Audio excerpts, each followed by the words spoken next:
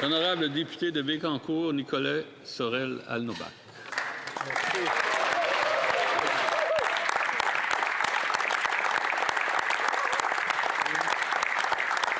D'abord, je tiens à vous remercier, Monsieur le Président, sincèrement pour votre travail, votre patience et votre remarquable capacité à garder votre calme. Merci à tous les membres des partis politiques qui m'ont fait un hommage que je trouve quasiment trop généreux. Alors merci à d'abord mon chef, le député de Belleuil-Champley. Merci au député de Ville-Marie, Sud-Ouest, Île-des-Sœurs. Merci au député de Lévis-Lobinière, mon voisin de comté et ami en même temps. Au député de Vancouver, Kingsway, merci. Et à Madame le député de, il ne faut pas nommer par les noms, alors de Saanich Gulf Islands. Merci de vos bons mots à mon égard et je pense que vous avez été très généreux. Ces beaux discours m'ont sincèrement ému. Merci pour cette attention qui restera gravée dans ma mémoire. Je veux également remercier le cabinet du Bloc québécois avec qui j'ai le privilège de travailler.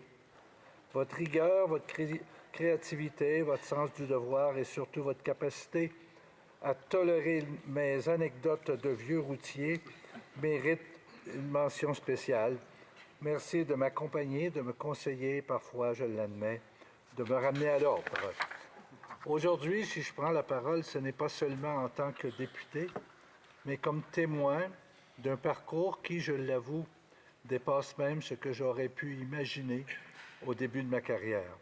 42 ans, cela représente plus de 15 059 jours de service parlementaire, des gouvernements majoritaires, des gouvernements minoritaires, des gouvernements renversés, des gouvernements recomposés, 12 premiers ministres fédéraux, des réformes, des crises économiques, des débats passionnés, des milliers de discours, un référendum historique, des réformes majeures et probablement assez de paperasse pour tapisser le pont Champlain 2 fois.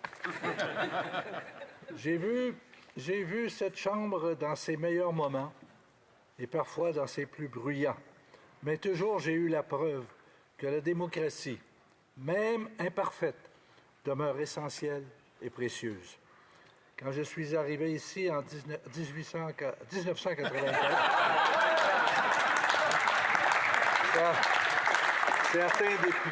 certains députés actuels apprenaient leur couleur, d'autres faisaient leur première journée d'école et certains n'existaient même pas encore dans les plans de leurs parents. Je le dis avec humour, mais aussi avec une profonde humilité.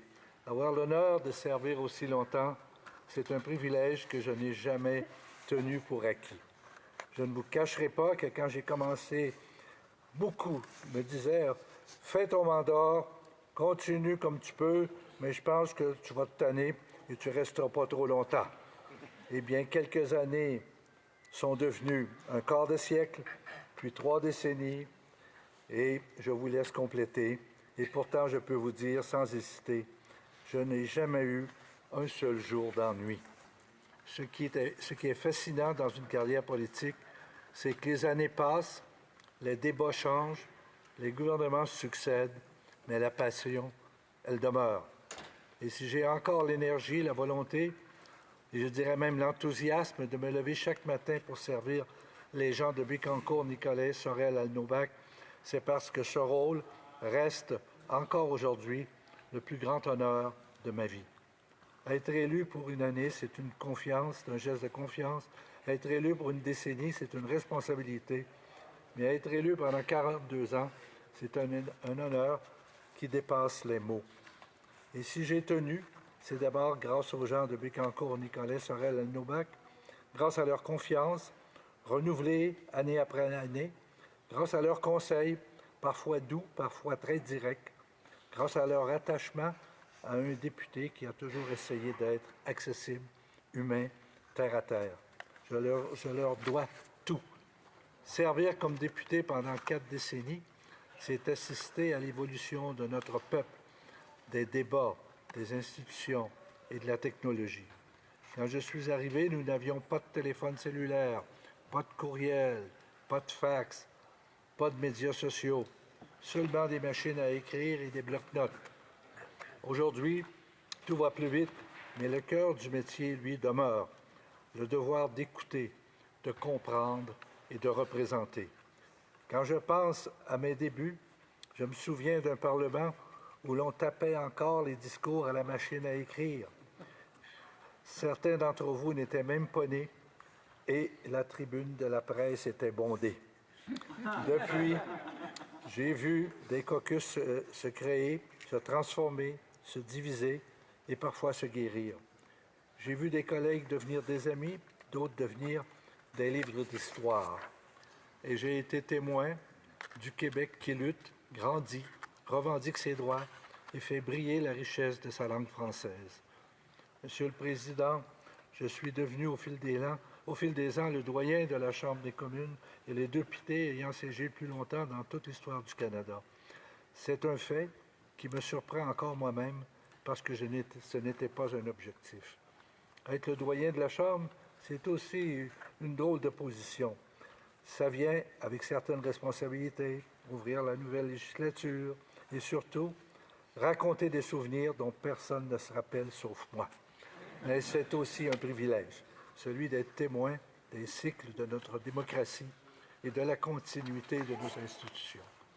Et croyez-moi, les jeunes députés qui arrivent chaque année me rappellent 2 choses: que le temps passe très vite et que la relève est brillante, idéaliste et déterminée, ce qui me rassure énormément. On me demande souvent, après tout ce temps, qu'est-ce qui te motive encore? Je réponds toujours, le monde, les gens, les citoyens et les citoyennes de chez nous. Je n'ai jamais oublié que derrière chaque débat, chaque vote, chaque intervention, il y a un agriculteur qui se lève avant le soleil. Il y a une mère monoparentale qui fait des miracles avec peu. Il y a un entrepreneur qui risque tout pour créer quelque chose. Il y a un jeune qui veut une nation plus verte, plus fière et plus juste. Un aîné qui cherche ce qui lui est dû après toute une vie de labeur et de travail. Ce sont eux qui m'ont guidé, ce sont eux qui m'ont encouragé, ce sont eux qui m'ont permis de traverser 15 059 jours avec la même conviction. Un député n'est jamais plus grand que les citoyens qu'il représente. Il y a aussi quelque chose de profondément humain dans ce métier. On vieillit ensemble. Je voudrais souligner l'importance que le Québec a eue dans ma démarche politique. Depuis la naissance du Bloc québécois, j'ai eu l'immense privilège de contribuer à défendre les intérêts, les valeurs et les aspirations de la nation québécoise ici à Ottawa. J'ai vu notre formation grandir, se renouveler, accueillir de nouvelles générations d'élus et pour moi, porter la langue de Molière depuis tant d'années, la transmettre, la défendre, la faire résonner dans cette Chambre, c'est ce que j'ai toujours considéré comme une mission plus noble, ma mission plus noble. Je me rappelle encore mes débuts, mes premiers caucus, où nous étions plus passionnés qu'équipés, où l'on bâtissait un parti avec la conviction comme principal carburant et l'espoir comme boussole. Aujourd'hui, je regarde mes collègues, la nouvelle génération du Bloc, et je me dis ceci: la flamme est intacte. Elle change de main, mais elle ne s'éteint jamais. J'aimerais dire que ces 42 années ont fait de moi un homme plus sage. C'est vrai en partie. J'ai appris que l'écoute mène plus loin que la colère, que les ponts sont souvent plus utiles que les murs, que l'humour sauve bien des situations et que le respect, même dans la divergence, est la clé d'une démocratie saine. Mais j'ai aussi appris qu'il faut rester soi-même, toujours authentique, cohérent et fidèle à ceux qui nous ont élus ici. Alors, Monsieur le Président, chers collègues, je conclus en vous disant que je n'ai jamais pris ce travail pour acquis. Chaque élection, chaque discours, chaque intervention, je la vois comme un privilège renouvelé. Et tant que les citoyens et citoyennes de Bécancour, Nicolet, Sorel, Alnobac m'accorderont leur confiance, Je continuerai de servir avec passion, constance, humour, parfois un peu trop, diront certains, et surtout avec une loyauté indéfectible envers notre démocratie. Monsieur le Président, si aujourd'hui nous soulignons ces 42 années de service, si nous reconnaissons ce record de 15 059 jours, je veux dire clairement que ce n'est pas un exploit personnel.